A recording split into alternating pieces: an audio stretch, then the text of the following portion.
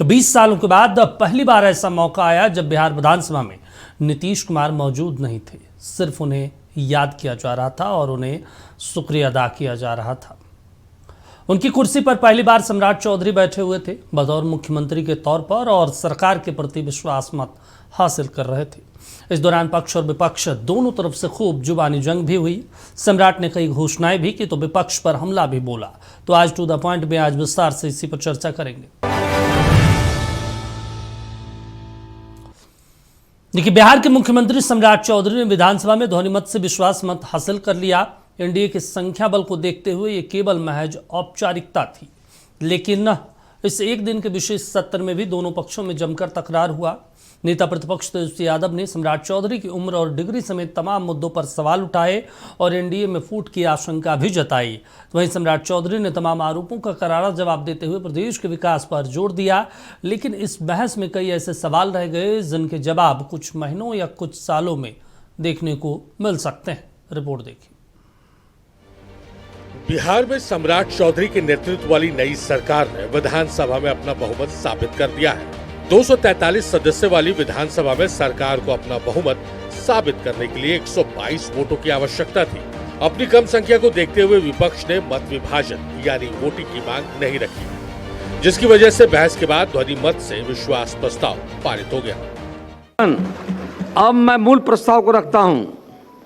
प्रश्न यह है कि यह सभा वर्तमान राज्य मंत्रिपरिषद में विश्वास व्यक्त करती है। जो इस प्रस्ताव के पक्ष में हाँ कहें, जो इस प्रस्ताव के पक्ष में ना कहें। मैं समझता हूं कि पक्ष में बहुमत है, पक्ष में बहुमत है, यह प्रस्ताव स्वीकृत हुआ। इस दौरान नेता प्रतिपक्ष तेजस्वी यादव ने सम्राट चौधरी को बधाई दी, साथ ही नीतीश कुमार और बीजेपी पर निशाना साधा। एक तरफ उन्होंने नीतीश को फिनिश करने का आरोप लगाया तो दूसरी तरफ बीजेपी के असंतुष्ट नेताओं को भड़काने की भी कोशिश की और कहा कि सम्राट जी हमारी पाठशाला के विद्यार्थी रहे हैं। उन्होंने सम्राट चौधरी पर परिवारवाद का भी आरोप लगाया और बिहार के पिछड़ेपन और बढ़ते कर्ज पर सदन का ध्यान खींचा। चुनाव के समय महोदय, हम सब लोगों ने देखा कि जदयू के लोग जो है नारा लगाते थे 2025 से 30 फिर से नीतीश। बट वाकई में महोदय, चुनाव में हम लोग भी घूम के बोला करते थे कि ऐसा नौबत नहीं आएगा। हम लोग जानते थे कि भाजपा के लोग जो है नीतीश कुमार जी को मुख्यमंत्री नहीं रहने देंगे और वही हुआ है महोदय। जो 25 से 30 का नारा था, इन्होंने तो नीतीश जी को फिनिश कर दिया महोदय 25 से 30 में। भाई सम्राट चौधरी जी को दिल से धन्यवाद देना चाहेंगे कि भाई इलेक्टेड सीएम को जो है सिलेक्टेड सीएम ने अपने संकल्प जो लिया था, आपने अपना संकल्प जो है पूरा किया। और हम लोगों को तो खुशी की बात है कि भाई ये तो लालू जी के पाठशाला के हैं, मुख्यमंत्री बने, तो इससे अच्छी बात हम लोगों के लिए क्या हो सकती है। इलेक्टेड सीएम को सिलेक्टेड सीएम ने हटाया। अब महोदय, चाहे भले ही पगड़ी पहले उतार लिए हो, मुंडन करा लिए हो, अलग बात हो, लेकिन हम तो भाई सम्राट चौधरी जी को कहेंगे कि भाई जो आपने जो पगड़ी जो उतार के कहीं भी रखी है, उस पगड़ी को संभाल करके रखिएगा, उस संभाल के रखिएगा। देखिए, विजय सिन्हा जी का उस पर नजर है। इस सरकार में महोदय देखिए कौन टॉप 3 पे है। एक मुख्यमंत्री है, 2 उप मुख्यमंत्री हैं। सम्राट जी लालू जी के पाठशाला से निकले, यहाँ विजय चौधरी जी हैं कांग्रेस से निकले, इधर विजेंद्र यादव जी हैं जनता दल से निकले। तो कोई ओरिजिनल भाजपा का लोग बैठा ही हुआ नहीं है महोदय। तो हम लोग तो महोदय एकदम संतुष्ट हैं, हम लोग संतुष्ट हैं। लेकिन जो ओरिजिनल जो भाजपा के लोग हैं, वो लोग थोड़े जो है ठगे हुए महसूस और पीड़ित नजर आ रहे हैं महोदय। इनको तो धन्यवाद देते हैं, लेकिन ज़्यादा इनके पिताजी को धन्यवाद देना चाहते हैं, शकुनी जी को, क्योंकि शकुनी जी ने जो भाषण दिया था कि भागलपुर के धरती पे गाड़ देंगे, आज शायद मोदी जी डर गए, इसलिए इनको बना दिया गया है महोदय। अब तो कम से कम परिवारवाद का आरोप हम पे नहीं लगेगा। सम्राट चौधरी जी के पिता भी राजनीति में इनके भाई भी, इनकी माता जी भी, ये भी सब लोग परिवार में हैं। लेकिन हम दिल से, क्योंकि नौजवान हैं, हम इनको बधाई देते हैं, ये बने हैं। जो सहयोग होगा हम लोग करेंगे। चुनाव के समय ठीक कुछ महीने पहले इन लोगों ने लगभग जो है 40,000 करोड़ से भी ज़्यादा लोन लिया, और अभी देखें कि 12,000 करोड़ जो है और लोन ले रहे हैं। ये तो लालू जी ने जो लकीर जो खींची, जब लालू जी जब बने मुख्यमंत्री तो सरप्लस में था महोदय, 2005 में सरप्लस में दिया।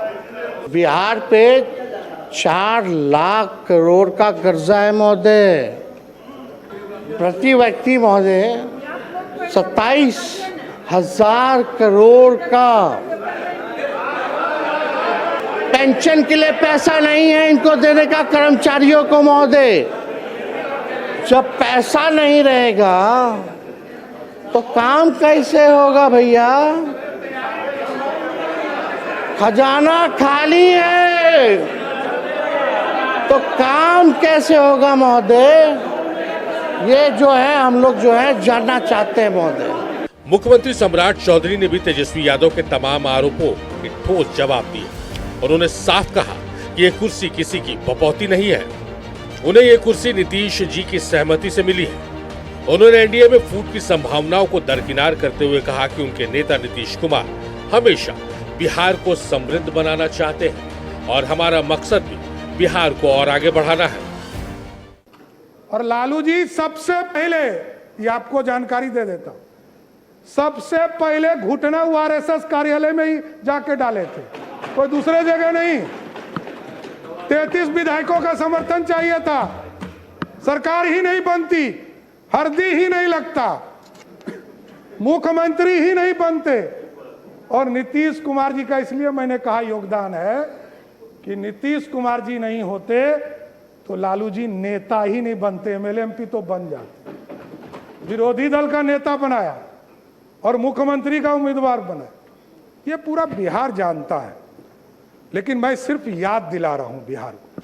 मैं जरूर ये आश्वस्त करना चाहता हूं सदन को भी और पूरे बिहार को, देश के प्रधानमंत्री आदरणीय नरेंद्र मोदी जी चाहते हैं देश विकसित हो, और बिहार के नेता, हम लोगों के नेता नीतीश कुमार जी चाहते हैं बिहार समृद्ध हो। इस पर काम हमको करना है। और जिस तरह नीतीश कुमार जी के नेतृत्व में CCC पर कोई समझौता नहीं किया गया, चाहे वो क्राइम हो, करप्शन हो और कम्युनिज्म हो, इन तीनों चीजों पर कभी समझौता नहीं किया गया। आगे भी किसी भी कीमत पर कोई समझौता ये सरकार नहीं करेगी साहब। सही बात है, कुछ लोग को चिंता रहती है, कुछ लोगों को लगता है हमारा पाठशाला, यही बपौती से बाहर निकलिए, किसी की बपौती नहीं है ये सत्ता। ये जो मुख्यमंत्री का पद है ये 14 करोड़ बिहारियों का आशीर्वाद है, इसलिए आज मैं बैठा हूं। नीतीश कुमार जी का, नरेंद्र मोदी जी का, नितिन नवीन जी का, चिराग पासवान जी का, उपेंद्र कुशवाहा जी का, जीतन राम मांझी जी का, सबका आशीर्वाद है, तब तो यहां बैठा हूं। कौन गलतफहमी में है? अभी हमारे भाई अख्तरुल जी ने कहा कि सबसे युवा मुख्यमंत्री, लालू जी सबसे पहले युवा मुख्यमंत्री हुए, लेकिन पूरे बिहार को लूटने में लग गए, इसलिए युवा नहीं, बिहार को समृद्ध बनाना है, बिहार की समृद्धि के लिए काम करना। बिहार में नीतीश कुमार जी और प्रधानमंत्री जी ने जो संकल्प लिया है, नीतीश कुमार जी एक गार्जियन के तौर पर बिहार में काम करते रहे।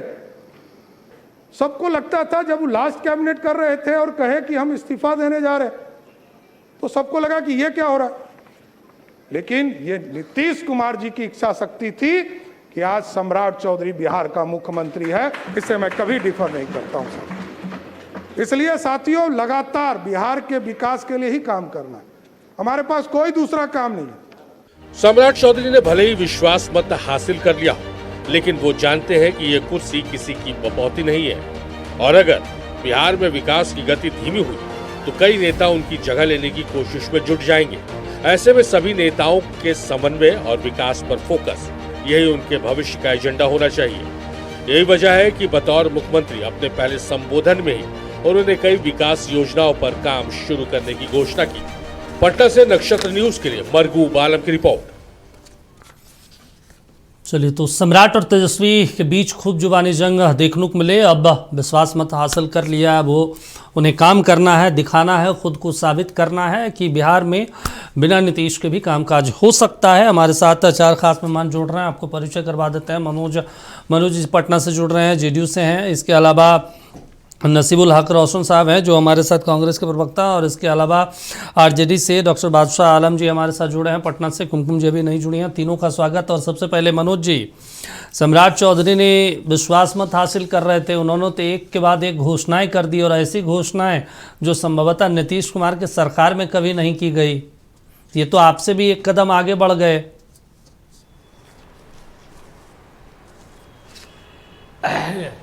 दीपक जी नमस्कार जी। सभी साथियों को भी नमस्कार। देखिए, सम्राट चौधरी जी ने जिन बातों को आज विधानसभा में रखा है वह सब बातें पूर्व की ही बातें हैं, कोई उन्होंने नई बात नहीं रखी है। जो विकास की गाथा नीतीश कुमार जी ने लिखा, उसी विकास की गाथा को उन्होंने बताया कि हम ये करेंगे, हम वो करेंगे। जी। नीतीश जी भी अपने भाषणों में कहा करते थे कि वह कभी 3C से समझौता नहीं करेंगे। हाँ। वही बात उन्होंने कहा।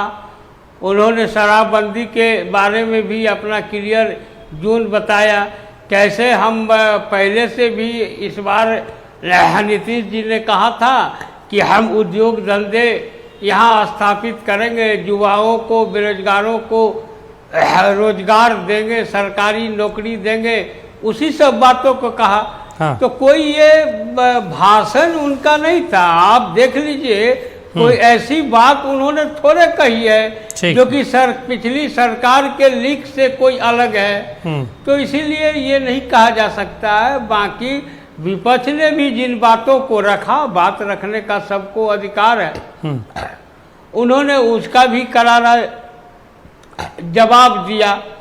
तो हमें नहीं लगता है कि मुख्यमंत्री सम्राट चौधरी जी ने पिछली सरकार से अलग हटकर कोई बड़ी बात कही है। चलिए ठीक है। नसीबुल साहब, आपको क्या लगा इस बार नीतीश सरकार और सम्राट सरकार के मुकाबले? क्योंकि स्पीच तो बहुत धारदार दिए हैं उन्होंने, मुद्दों को भी गिनवाया, अपने ऊपर लगे आरोपों को भी गिनवाया, और सरकार की मंशा क्या है, क्या किन योजनाओं पे काम करना है, उसको भी उन्होंने पहले ही स्पीच में उन्होंने स्पष्ट कर दिया। आज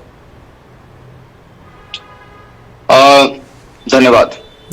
देखिए, सवाल बयान का नहीं है, ग्राउंड रियलिटी का है। इंफ्रास्ट्रक्चर इंप्रूव होना अच्छी बात है, लेकिन असली सवाल यह है कि क्या इससे बिहार के युवाओं को रोजगार मिल रहा है?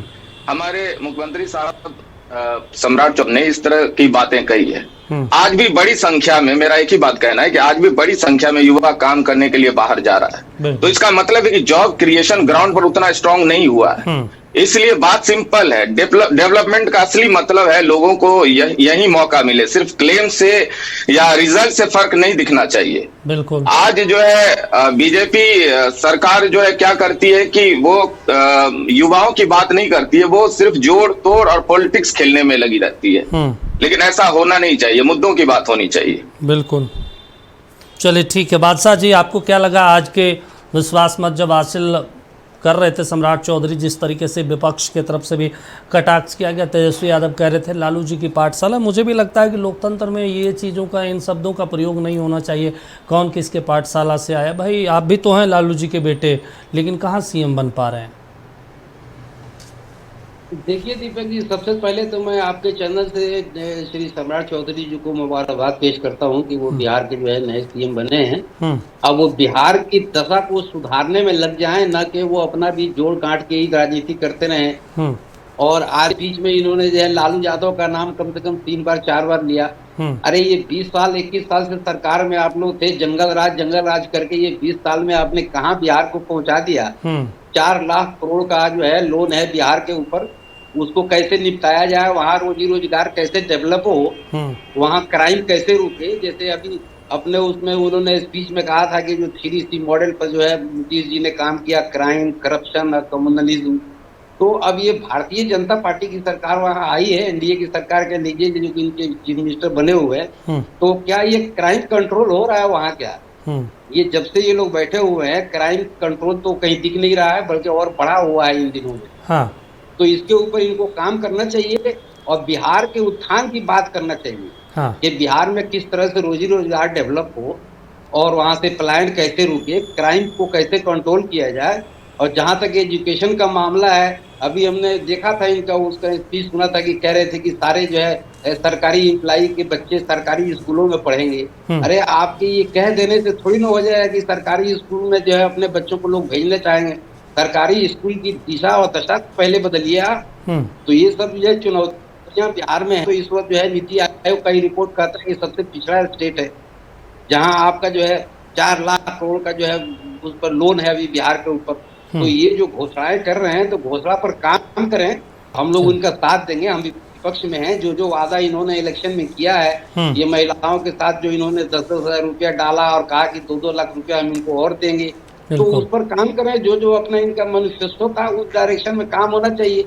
अब तो डबल इंजन की सरकार है और इसका भी ध्यान रखना चाहिए कि बिहार में हर साल सरकार बदलती है।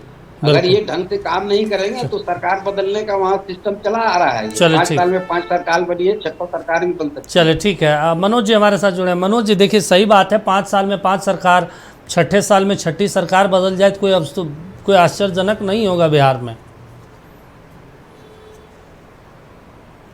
देखिए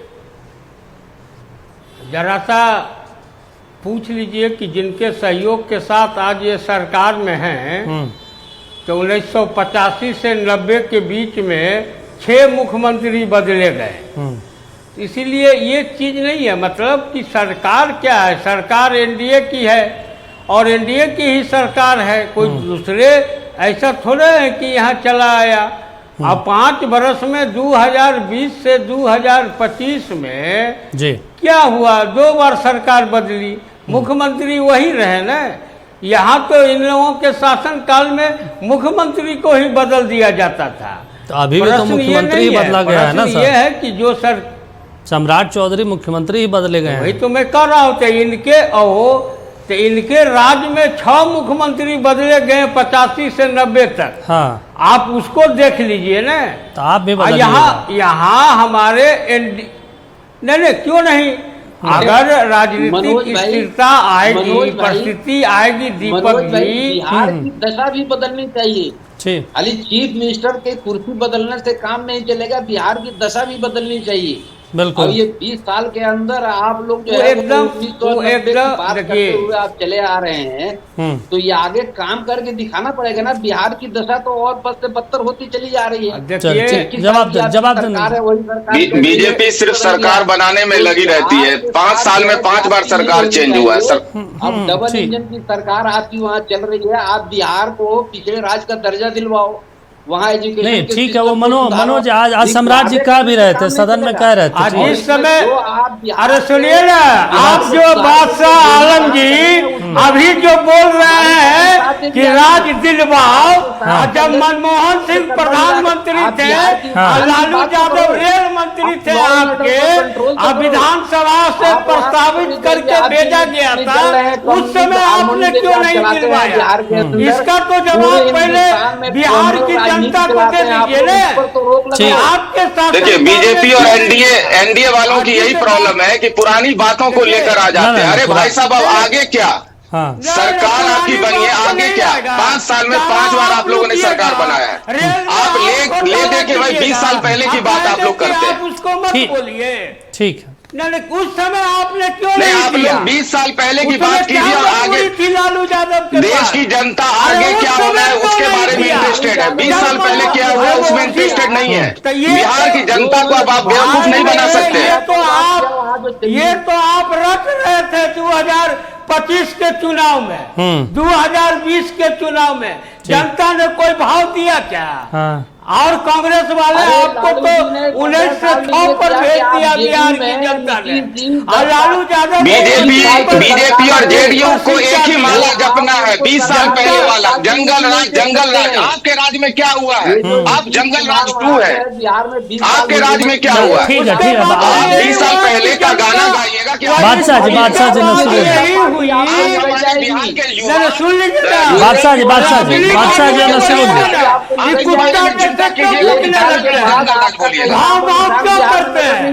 आपकी बारी में अरे ठीक है नसीमुल जी बादशाह जी ऑडियो डाउन। ठीक है बोलिए मनोज जी बोलिए आप अपनी बारी में बोलिए सर। आप अपनी कमियों को जंगल राज के पर्दा से नहीं छुपा सकते। ना आप बोलिए मनोज जी बोलिए आप अपनी बात करें। और बोलिए अरे हो गया। राहुल राज का चलावेगा, बोलिए ना, राहुल सुन रहे हैं, बोलिए मनोज जी। दिया न जनता, राहुल और प्रियंका कौन राहुल गांधी को पटक दिया? सर आंखों पे ले रहा है। आप किस गलतफहमी में है? राहुल गांधी को देश की जनता सर आंखों पे ले रही है। आप किस गलतफहमी में है? छाती पर चढ़ के कुटने वाले लोग हैं। गलतफहमी में आप लोग आ गए हैं। अब गलतफहमी में हम हैं कि आप हैं? गलतफहमी में आप लोग जनता को डाले हुए हैं, बिहार के युवाओं को डाले हुए हैं।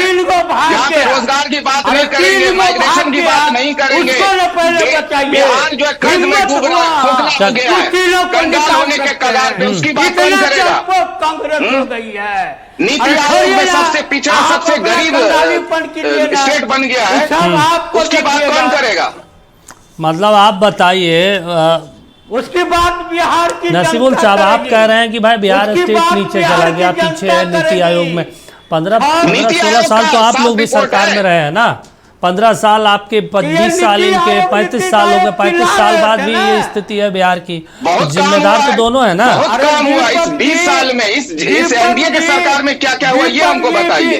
ये तो चिल्ला रहे थे ना, ठीक है, नीति आयोग रट रहे थे ना। जनता नीति आयोग ने साफ कहा है कि ये नहीं, इनसे पूछिए ना, ये राज्य हो गया है। ठीक। अरे नीति आयोग राहुल गांधी तेजस्वी यादव नहीं चिल्लाए 2025 के चुनाव में। ठीक है, जनता कहाँ फेंक दिया, शर्म भी नहीं लग रहा है। चलो ठीक है मनोज जी ठीक है। कि उन्हें कहीं नहीं फेंका है, कहीं नहीं फेंका है, भाग गया उसमें से। चले ठीक है। नसीमुल जी एक चीज हम आपसे समझना चाहते हैं कि मिथिलांचल में बार बार तेजस्वी जी कह रहे थे हमारे पाठशाला से निकले हैं। भाई पाठशाला से आपके तो बहुत सारे नेता ने, अगर सम्राट जी आज आरजेडी में होते तो क्या मुख्यमंत्री वो बन पाते जैसा भारतीय जनता पार्टी ने, एनडीए ने उन्हें बना दिया? पाठशाला से निकलने से क्या मतलब है? पाठशाला से अब्दुल बारी सिद्दीकी साहब भी थे, हैं अभी, जगदा बाबू भी थे, लेकिन जब डिप्टी सीएम बनाने की बारी आई तो तेजस्वी यादव को लालू जी ने बनाया। तो पाठशाला से रहने का क्या मतलब? हो रहेंगे भी तो भी आप लोग नहीं बनाएंगे, वो उस कुर्सी पर नहीं भेजेंगे। देखिए बार बार पाठशाला वाली बात कहना वो एक राजनीतिक कटाक्ष हो सकता है, लेकिन इससे असली मुद्दे हल नहीं होते हैं। जनता ये नहीं देखती कि कौन किसकी पाठशाला से निकला है। जनता ये देखती है कि आज उनके लिए काम क्या हो रहा है, रोजगार मिल रहा है या नहीं, माइग्रेशन रुका है या नहीं। इसलिए फोकस पर्सनल या पुराने रिश्तों पर नहीं, परफॉर्मेंस पे होना चाहिए। बिहार के लोग आज सिंपल जवाब चाहते हैं, ग्राउंड पर क्या बदलाव आया है और आगे क्या रोड मैप है। जी किसके पाठशाला से है? अरे ठीक है मनोज जी पानी उन्हें पीजिए। ठीक है कि लालू यादव चौधरी मनोज जी काम में आने से काम नहीं चलता है, ग्राउंड रियलिटी की मनोज जी आप अरे चिल्लाते रहोगे मर जाओगे, 3 पर से आप 0 पर जाओगे। बिहार की जनता आपके बदलाव से कुछ नहीं होने वाला है। कांग्रेस पार्टी फिर से लौटेगी। चले ठीक है मनोज जी कांग्रेस पार्टी एकमात्र सोल्यूशन है, ये देखिएगा। और देश की जनता सर आंखों पे ले रही है राहुल गांधी को। आप जरूर देखिएगा, एकमात्र सोल्यूशन है। ठीक बोले जी मनोज जी, बोले दीजिए ना सर, ब्रेक पे जाना। एकमात्र कांग्रेस सोल्यूशन। चले ठीक है मनोज जी बंगाल में सफाया। अरे मनोज जी चाय पानी पीजिए। कहाँ पटना में ऐसे ही 45 डिग्री की गर्मी है, आप भी बीच में दोनों में से अच्छा ठीक है हम रुकवा लेंगे। नहीं, बोलिए बोलिए मनोज जी। ठीक है मनोज जी, पटना में गर्मी है, आप इतना गरमा रहे हैं स्टूडियो में, माहौल गड़बड़ा जाएगा। सरकार आपकी है, शांति व्यवस्था से सरकार चलाइए। पंखा बंद करके बोल रहे हैं। अच्छा, हमेशा गर्मी में रहते हैं। चला के बोलिए। सम्राट जी का वो लाइन है, ज्यादा बात कीजिए। चले ठीक है, सम्राट जी की वो लाइन है विजय सिन्हा जी के लिए, आपको याद होगा। और पटना की गर्मी में ऐसे आप चिल्लाइएगा तो ठीक नहीं है। चलिए ठीक है, हम चर्चा कर रहे हैं फ्लोर टेस्ट और सम्राट चौधरी को लेकर। एक बेहद महत्वपूर्ण सवाल ये भी हो जाता है कि सम्राट चौधरी के सामने जिम्मेदारियां बहुत है और चुनौतियां भी बहुत है। नीतीश कुमार का मॉडल को स्थापित करना, बीजेपी के एजेंडों को भी लागू करना, ये बेहद महत्वपूर्ण हो जाता है। हमारे साथ तीनों पैनलिस्ट जुड़े हुए हैं, चर्चा फिर से शुरुआत कर लेते हैं। डॉक्टर बादशाह आलम जी जुड़े हुए हैं। बादशाह जी, नीतीश कुमार 20 सालों तक सत्ता में रहे, आरजेडी के साथ भी रहे, लेकिन वो उसी काम को करते थे जो करना चाहते थे। वो कभी दबाव में नहीं दिखे, चाहे वो भारतीय जनता पार्टी के साथ रहे हो, चाहे फिर राष्ट्रीय जनता दल और कांग्रेस के साथ गठबंधन में रहे हो। लेकिन सम्राट चौधरी के सामने ये एक परेशानी है कि उन्हें नीतीश कुमार को भी खुश रखना है, नीतीश के एजेंडे से हटना भी नहीं है। और दूसरे तरफ उनके सामने एक चुनौतियां ये भी है कि आरएसएस के एजेंडे को भी लागू करना है बिहार में, जो आज उनके भाषण से दिखा भी। सीतामढ़ी का नाम ये, तो भागलपुर में ये, तो वहाँ पे हम ये करेंगे। तो सम्राट चौधरी के सामने दोनों पार्टियों को साध कर आगे ले जाना, नेताओं को खुश रखना, ज़्यादा आपको नहीं लगता कि जो तेजस्वी जी कह रहे थे कि कितने महीनों की सरकार है, ये तो आप समझ लीजिए उसी दिशा में आगे बढ़ेगी ये सरकार? देखिए, मैं पहले ये मनोज भाई की बात का जवाब दे दूं, फिर मैं उस पर आता हूँ। आपके जो ये पाठशाला की बात कर रहे थे, तो ये लालू यादव के पाठशाला से निकले हुए हैं, इसमें कोई दो राय नहीं है। और लालू यादव के पाठशाला में सामाजिक न्याय की पढ़ाई होती है। किसके पाठशाला से निकले हैं ये भी तो लोगों को बता दीजिए, और बिहार की जनता को बता दीजिए कि चौधरी चरण सिंह के पैर पकड़ के लालू यादव निकले हैं, और दम की पैर से निकले हैं, हमारे जिस पाठशाला में गए हैं। पानी वाली अरे मेरी बात तो सुन लीजिए ये भी आप बता अरे मेरी बात तो सुन लीजिए। आपको ये पंखा पता नहीं आपने बंद किया है कि पटना में मेरी बात क्यों नहीं सुन रहे थे? आप मेरी बात तो सुन लीजिए पहले, क्यों नहीं सुन रहे थे? लेकिन ये जो हमारे मनोज भाई अब जिस पाठशाला में ये गए हुए हैं, उस पाठशाला से इनका नामो निशान मिट जाएगा। इनके जो हेड मास्टर को पकड़ के दिल्ली भेज दिया गया। अब आने वाले दिनों में ये यूनाइटेड का क्या फ्यूचर होगा, ये पूरा बिहार की जनता भी देख रही है। ये भारतीय जनता है, काटती नहीं है, ये निगल जाती है, उसका ये पड़ रहा है। तो इस पर आप ध्यान दीजिए, अपने वजूद को आप बचाइए। और जहां तक नीतीश मॉडल की बात हो रही है, ये चौधरी जो अभी आए बैठे हुए हैं, तो गुजरात से ये बिहार, हालांकि बिहार के हैं, बिहार को मैंडेट दिया था, लेकिन इन लोगों ने ऐन कैन पराक्रहण SIR करके चुनाव आयोग को साथ मिला के ये इन्होंने घालमेल कर लिया। लेकिन ये दोनों जो है भारतीय जनता पार्टी और जो है आपका JDU, ये नदी के दो किनारे हैं, ये कभी मिल नहीं सकते ये। तो ये सामाजिक न्याय की तो बात छोड़ दीजिए, ये बिहार के अंदर जो इन्होंने वादा किया है उसी पर ये खरे उतरने की कोशिश करें, हम इनका साथ देंगे उसमें। और ये थोड़ा भी इधर उधर करेंगे तो हम विपक्ष में हैं, इनको हम चलने नहीं देंगे।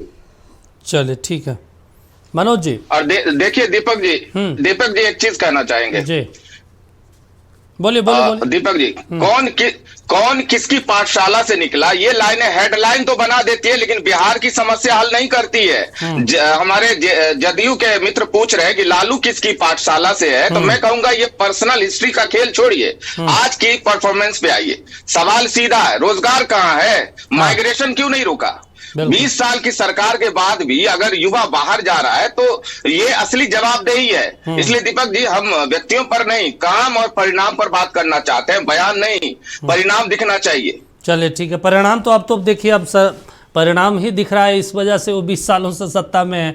हाँ, अब सम्राट चौधरी को दिखाना पड़ेगा, तब परिणाम यही दिख रहा है कि 5 साल में 5 सरकार बन गई, यही हमको परिणाम दिख रहा है। ये तो आपको जनता के बीच में बताना पड़ेगा ना सर, कि देखिए ऐसे ऐसे कर रहे हैं, फिर भी अब जनता विश्वास ना करे तो भाई तो दिक्कत है आप लोगों के साथ। अब जनता के आंखों पे पड़ा हुआ पर्दा अब निकल रहा है, धीरे धीरे सब समझ में आ रहा है। 20 साल हो गए सर, समझ में आ रहा है जनता। चलिए ठीक है मनोज जी। नहीं, वक्त बताएगा। अच्छा, तो कितना वक्त और चाहिए सर आप लोग? कांग्रेस पार्टी तो वैसे भी बहुत दिनों से सत्ता से दूर है, आरजेडी तो चलिए बीच बीच में इधर उधर हो भी जाता है। मनोज जी, ये बताइए कि सम्राट जी के सामने तो ये चुनौती है ना सर, नीतीश जी को साधने की और भारतीय जनता पार्टी के एजेंडों को भी लागू करने की।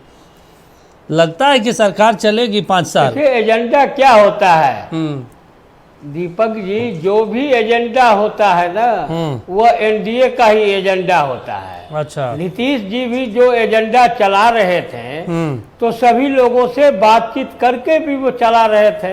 ऐसा थोड़ा था कि उनके सामने जो बिहार के विकास की गाथा लिखी जा रही थी वह केवल जदयू लिख रही थी क्या? हम लोग सभी दल मिल के, नेता मिल के उस चीज को कर रहे थे। अब देखिए पलायन रुका कि नहीं रुका। तेलंगाना के हजारों लोग आज दिल्ली में काम कर रहे हैं, उनकी सरकार है। हिमाचल के लाखों लोग, हजारों लोग दिल्ली में काम कर रहे हैं। अरे ये तो बिहार के छात्रों का सबसे बड़ी बात है ना कि कोई एमबीए कर रहा है, कोई बीबीए कर रहा है और बड़ी बड़ी कंपनियां। यही एनडीए सरकार देखिए करती है। बीच में भटर मत कीजिए, बोले थे बीच जनाब, में भटर मत कीजिए। आप अपनी बारी में बोलिएगा, गलत बात मत कीजिए।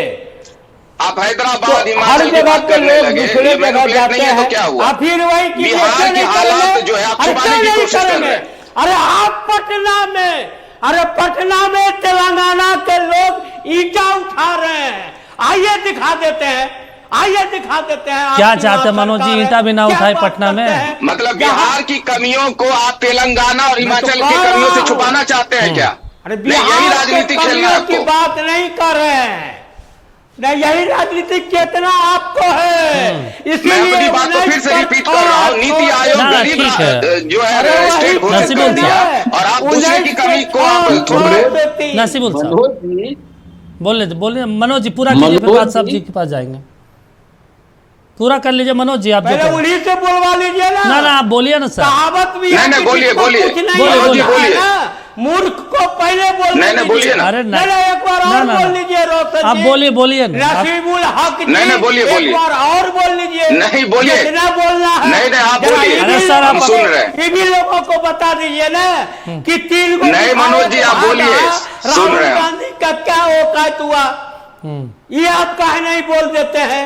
क्यों जनता आपको लात मार के 19 पर से 6 पर ला दी और 6 पर से 3 को लात मार दिए? उस पर भी तो कुछ बोल दीजिए। 6 सीट है, 3 कहाँ की बात हो गई? आप बोलिए ना, अपनी बात कहिए। 6 सीट है। चलिए ठीक है, बादशाह जी आंकड़ा याद रखिए। अच्छा ठीक है मनोज बादशाह जी एक रिएक्शन आपसे। हाँ हमारे मनोज भाई जो है पलायन को कैसे जस्टिफाई कर रहे हैं, ये इनकी बौखलाहट देख के पता चल रही है कितने तकलीफ में है ये। इस वक्त इन्होंने वहां सरकार बना लिया है भारतीय जनता पार्टी के, लेकिन उनकी तकलीफ इतनी है कि ये तकलीफ उनको जो है ना ये डिबेट में दिख रहा है।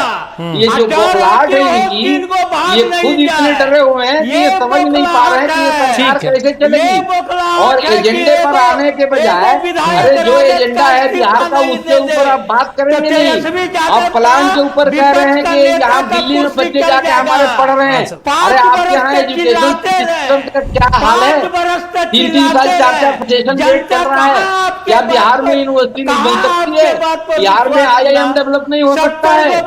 तो ये सब करने के बजाय बादशाह जी ये तो एक चीज माइग्रेशन की समस्या को जस्टिफाई कर रहे हैं बादशाह जी, और एलपीजी की समस्या वही थी। एलपीजी की समस्या आपको गाजियाबाद दिल्ली के जो बस अड्डे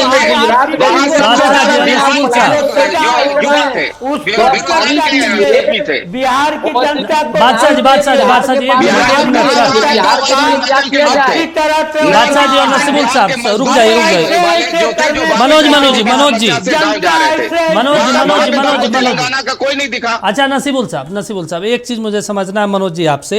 सम्राट चौधरी पटना में 3 अपार्टमेंट में तेलंगाना के मजदूर को, अरे ठीक है सर, तो खुशी मनाइए कि चलिए आप लोग नौकरी दे रहे हैं। देते हैं ये तो आपके लिए अच्छी बात है कि आपको जवाब देने के लिए तेलंगाना के मिल गए, लेकिन आप जो है अपनी कमियों को छुपा नहीं सकते। अच्छा ठीक मनोज जी आपको ये तेलंगाना के कौन कमी का जनता ने कमी छुप देखेगी कि आप देखिएगा राहुल को देखेंगे। कि तेजस्वी जो बतर बतर बोलेगा उस पर देखेंगे। हमको बिहार की जनता ने चुना है, आपको नहीं। आपको डर के मारे तेजस्वी यादव को मुख्यमंत्री बनाना पड़ा। अरे आपको सीट न मिले तो डर के मारे तेजस्वी यादव को मुख्यमंत्री का गोचना पड़ा। चलिए ठीक, मनोज बादशाह जी, ये एक सेकंड एक सवाल है। ये सीटों में घाल मिल करके आप वहां बादशाह जी 1 मिनट समय दे दीजिए। चलिए मनोज जी एक चीज मुझे समझा दीजिए। सम्राट चौधरी आज विधानसभा में कह रहे हैं कि भाई हम आपके आशीर्वाद से मुख्यमंत्री नहीं बने हैं, हम 14 करोड़ लोगों के आशीर्वाद से मुख्यमंत्री बने हैं। मुझे सिर्फ एक चीज़ समझाइए, पूरे बिहार के लोगों को समझाइए कि सम्राट चौधरी के पास और एनडीए के तमाम नेताओं के पास, जिनका नाम सम्राट चौधरी बोल रहे थे कि नीतीश कुमार के आशीर्वाद से, नितिन नवीन के आशीर्वाद से, बीजेपी के, उनके पास कौन सा ऐसा यंत्र है जो वो नाप लिए कि 14 करोड़ लोगों ने उन्हें आशीर्वाद दे दिया। चुनाव में तो आप गए नहीं, चुनाव में जिनके चेहरे पे गए वो नीतीश कुमार थे। नीतीश कुमार का कामकाज लोगों ने देखा, 10-10 हज़ार रुपये आप लोगों ने दिया, सड़क सुरक्षा, पानी, शिक्षा, सब पे आप लोगों ने काम किया, इसलिए नीतीश कुमार के नाम पे वोट मिला। अब चुनाव हो गया, चेहरा बदल गया, आप कह रहे हैं 14 करोड़ लोगों ने मुझे वोट किया है। कैसे किया भाई? 14 करोड़ लोगों ने आपको कैसे आशीर्वाद दिया? अगर आशीर्वाद देना होता तो आप चुनाव में चले जाते, चुनाव में लड़कर मुख्यमंत्री बनते। आप लोगों को नहीं लगता कि लोकतंत्र, संविधान का एकदम धज्जियां उड़ा दी हैं आप लोगों ने सत्ता में रह के, कि जनता को पता ही नहीं कि उसका भाग्य विधाता कौन है, इस स्टेट को कहां ले जाने वाला वो व्यक्ति कौन है, विकास करने वाला कौन है, हमारे ऊपर डिसीजन लेने वाला वो व्यक्ति कौन है, किसी को नहीं पता। आप लोगों ने डिसीजन ले लिया। सम्राट जी कह रहे हैं 14 करोड़ लोगों का विश्वास मेरे ऊपर है। कैसे विश्वास है भाई? चुनाव में तो आप चेहरा थे नहीं। सवाल है ना कि लोकतंत्र और संविधान का धज्जियां आप लोग भरपूर उड़ाते हैं, अपने हिसाब से इस्तेमाल करने और जनता का नाम दे देते हैं। ये देखिए, नहीं देखिए, यहाँ कोई बीजेपी की सरकार बिहार में नहीं थी, कोई जदयू की सरकार बिहार में नहीं थी। बिहार में सरकार एनडीए की थी, मुख्यमंत्री एनडीए के थे, जदयू कोटे से नीतीश कुमार। तो नीतीश कुमार के चेहरे पे वोट मिला है ना मनोज जी? सम्राट चौधरी के चेहरे पे नहीं मिला, अमित शाह के चेहरे पे नहीं मिला, नरेंद्र मोदी के चेहरे पे नहीं मिला, नीतीश कुमार के नाम पे वोट मिला है। यही तो मैं आपकी बात मान रहा हूँ दीपक जी। नहीं, आप दिल पे हाथ रख के मनोज जी एक लाइन मुझे बता दीजिए, क्योंकि मैं एक बिहार का रहने वाला हूँ, मुझे भी दुख होता है कि भाई जिनके नाम पे हम लोगों ने वोट किया वो तो सीएम है ही नहीं। आप दिल पे हाथ रख के बता दीजिए, क्या ये जनता के साथ नाइंसाफी आप लोगों ने नहीं किया? जनता के साथ धोखा नहीं है इस लोकतंत्र में कि आप चेहरा बताते नहीं, चेहरा जो बताते हैं उन्हें मुख्यमंत्री बनाते नहीं? धोखा है या नहीं, छल है या नहीं? उसने बताया, हाँ नहीं, चेहरा हमने जो बताया तो मुख्यमंत्री किसको बनाया? तो फिर हटा क्यों दिए? नीतीश कुमार जी को ही बनाया पूरी एनडीए ने। हाँ। नहीं, हटा क्यों दिए? अब नीतीश कुमार जी अगर जाना चाह रहे हैं, हाँ। और अपना आशीर्वाद उन्होंने सम्राट चौधरी जी को दिया, हाँ। और सम्राट चौधरी जी ने इसको पूरे सदन में स्वीकार किया, तो फिर इसमें हटाने और जोड़ने की बात कहाँ? ये तो जनता ने मनोज जी उनको नहीं चुना ना, ये तो नीतीश बाबू ने चुना, पार्टियों ने चुना। नसीबुल जी मुझे एक चीज जवाब, क्योंकि मेरे सोशल मीडिया पर तमाम लोग ये सवाल पूछ रहे हैं। नीतीश कुमार ने चुना, नरेंद्र मोदी ने चुना, भारतीय जनता पार्टी ने सम्राट चौधरी को बिठा दिया, जनता ने तो नहीं बिठाया ना सर? सिर्फ मुझे इसका जवाब दीजिए। जी जनता ने नीतीश कुमार को बिठाया था। क्या 4 महीना पहले आपको नहीं पता था कि बिहार में राज्यसभा चुनाव होने वाले हैं? मनोज जी, 4 महीना पहले आपको नहीं पता था कि राज्यसभा चुनाव होने वाले हैं? नीतीश बाबू को राज्यसभा जाने की इच्छा थी, उसी समय बता देते, क्या दिक्कत होता? नहीं, 4 महीना नहीं, दीपक जी यही तो असली सवाल है, पहले यही असली सवाल है। नहीं, वो जनता ने वोट किसके नाम पे दिया? बोले अगर मैंडेट नीतीश कुमार जी के नाम पे लिया, 6 महीना होनी चाहिए। ये बदलाव कैसे हो गया? ऐसे तो राहुल गांधी को पहाड़ दिया, राहुल गांधी। मनोज जी आप मेरे सवालों का जवाब दीजिए सर। प्रियंका गांधी घूमी और गवर्नेंस पर भी असर पड़ता है। मनोज जी, इसी मेरे मुद्दा सवालों का व्यक्ति जवाब नहीं, दीजिए, प्रिंसिपल का उसूल का है।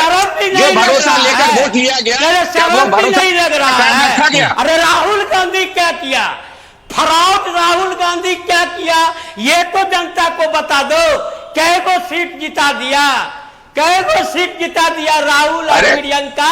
ऐसे बस आप लोग एनडीए बीजेपी आंकड़ों का खेल खेलिए, पर चल रहे थे।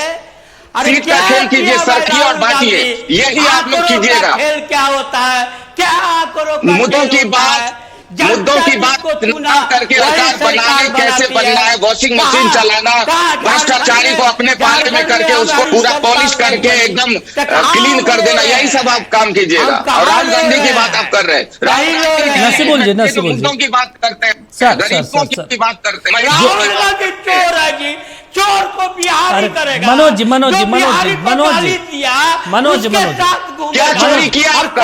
राहुल का लात मार के फेंक दिया बिहार की जनता। मनोज जी, मनोज जी, सर बिहार को मलेरिया, नसीबुल जी, नसीबुल जी, देखिए हल्ला चिल्ला चीखा चिल्लाहट से कुछ नहीं होगा सर। अभी बिहार की जनता उसको पूछेगा, लात मारा मुंह पर लात मार दिया, शर्म कीजिए। मनोज जी, मनोज जी, मनोज जी, मनोज जी, अरे सर बिहारी को मलेरिया कब आइएगा? मनोज जी, मनोज जी, अरे ठीक है सर, मलेरिया डेंगू सब का लीजिएगा, बाद में चुनाव खत्म हो गया। नसीबुल जी, सर इस पार्टी का आदमी को वॉशिंग मशीन में डाल नसीबुल जी, नसीबुल जी, हो सब काम करते हैं। पूछेगा नसीबुल जी, हो गया चुनाव के दौरान जो चीजें कही गई, ठीक है। लात मार के बिहार का जनता फेंक देगा। मनोज जी, मनोज जी, की बात कर दीजिएगा। महसूस करो, बिहारी को मलेरिया कहोगे, लात मार के मारेगा सब। तेलंगाना के मजदूर की बात क्यों कर रहे हैं आप? बाहर के लोग पटना में बिहार का तो अच्छी बात है, लेकिन बिहार को बड़ी संख्या में बिहार के युवा भी रोजगार के लिए दूसरों राज्यों में जा रहे हैं, ये बदल तो नहीं सकता। सीट दे देगी, क्या बात करते हो यार? माइग्रेशन एक ग्राउंड रियलिटी है सर जी, और उसे छुपाने के लिए नसीबुल जी, नसीबुल जी, अरे सर नसीबुल जी, रुकिए सर। मनोज जी, मनोज जी, मनोज जी, सर आतंकवादी बन गए हो, यहाँ बैठ के नाटक कर रहे हो। मनोज जी, मेरे सवालों का जवाब दीजिए ना सर, कहाँ आप भी ठीक। नसीबुल साहब, मनोज जी सिर्फ मेरे सवालों का जवाब दीजिए। बिहार के हर एक लोग पूछना चाहते हैं कि हमने सम्राट चौधरी के नाम पे वोट नहीं दिया था। वो कर रहा है, वो कर रहा है, बिहारी को गाली देने वाला। अरे ठीक है, ऑडियो बंद करवा दिया सर, बंद कीजिए ऑडियो। ऑडियो हम बंद करवा दिए, ठीक है। आप बोलिए ना, आप ये बताइए, हर बिहारी जानना चाहता है कि सम्राट चौधरी किस आधार पे कह रहे हैं कि हमें 14 करोड़ लोगों का आशीर्वाद मिला है, कौन सा यंत्र से उन्होंने नाप लिया? देखिए, इसीलिए बोल रहे हैं, इसीलिए दीपक जी बोल रहे हैं, हाँ, कि जो भी बिहार के मुख्यमंत्री बना वो पूरे बिहार की जनता का मुख्यमंत्री नहीं, मुख्यमंत्री है, आशीर्वाद उन्हें मिला है क्या? एक मिनट सुन लीजिए, एक मिनट सुन लीजिए ना। आशीर्वाद इसीलिए मिला कि पूरे बिहार की जनता के आशीर्वाद नीतीश कुमार को मिला, और नीतीश कुमार जी ने अपना आशीर्वाद उनको दिया, इसलिए चला। ये आशीर्वाद ट्रांसफर होता है सर, गजब बात करते हैं आप भी, मतलब ऐसा ऐसा चलेगा? चले